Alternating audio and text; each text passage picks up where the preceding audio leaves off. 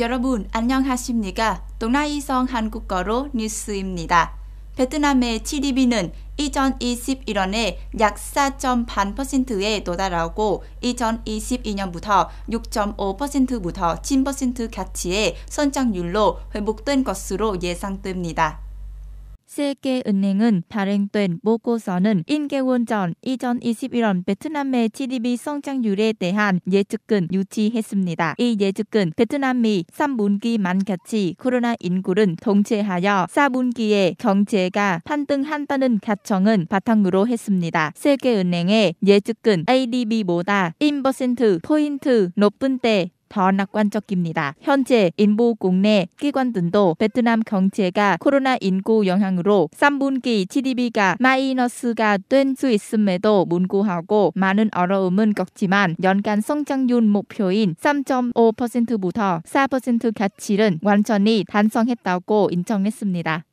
통계청의 데이터에 따르면 2021년 첫 9개월 동안 중국은 전년 동기 대비 41.1% 증가한 813억 달러의 수입액은 달성한 베트남의 가장 큰 수입 시장입니다. 이어 한국 402억 달러 21.6% 증가, 아세안 307억 달러 41.2%로 증가, 이 뒤를 이었습니다. 첫 9개월 동안 상품의 수입액은 이전 420억 달러 이상으로 추정되어 작년 같은 기간에 비해 30.5%로 증가했습니다. 2021년 첫 9개월 동안 10억 달러 이상의 36개의 수입 품목이 있으며 전체 수입액의 90.4%를 차지했습니다. 9월 29일에 빈화시는 코로나19 예방접종 캠페인을 실시하여 해당 지역의 유치원, 초등 및 중등학교 교사 약 2,000명을 대상으로 2차 접종을 조직했습니다. 백신 접종이 빠르고 안전하게 이루어지도록 시는 ngô quyền 고등학교와 골든 팔러스 식당에 2개의 접종 장소를 마련하는 동시에 진설을 유지하고 거리를 모장하고 지역의 교통 흐름을 조직하며 의료 신고를 안내하기 위해 힘을 한탕했습니다. 접종 장소에서 교사가 검진, 상담, 성편 검사 및 접종 후 건강 면밀한 모니터링은 받았습니다. 백신 접종은 통해 접종 후 반응 사례가 기록되지 않았으며 접종받은 사람의 건강도 안전적이었습니다. 일반적으로 예방접종 작업은 보건부의 지침과 전염병 예방 원칙에 따라 엄격하게 시행되었습니다.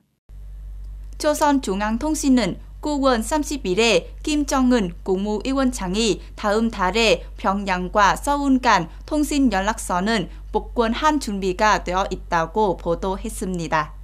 김정은은 최고인민회의에서 북남 관계가 회복되고 새로운 단계로 발전해 나가는가 아니면 계속 지난 71년 동안 같은 악화 상태가 지속되는가 하는 것은 한국의 태도 여하에 달려 있다고 말했습니다. 그는 평양이 서울은 도발하거나 해친 이유가 없다고 말했습니다. 그러나 서울은 종전선언을 하기 전에 적대 행위를 중단해야 합니다. 김 국무위원장은 한국에 대한 호의를 표명한 후 미국의 대화 제안은 거부하는 동시에 그것이 북한에 대한 적대감의 은폐로 여겼습니다. 이 서명에 대해 미국 국무부 대변인은 미국이 대북 적대 시 정책은 갖고 있지 않다고 확언했습니다. 9월 29일에 소치에서 블라드미르 푸틴 러시아 대통령과 타이이프 헤르도안 터키 대통령은 경제 문제, 양자 관계 및 시리아, 리비아, 아제르바이잔, 에르메니아 상황에 대해 논의하기 위한 정상회담을 가졌습니다.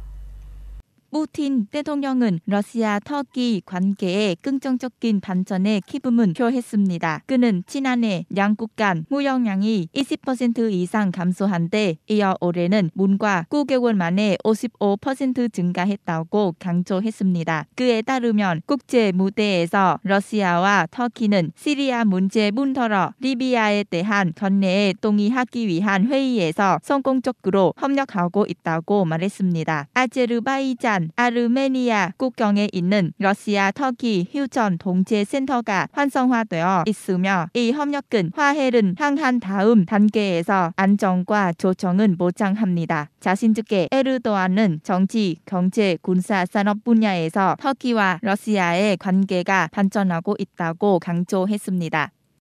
동나이성 뉴스입니다. 잘 들어주셔서 감사합니다.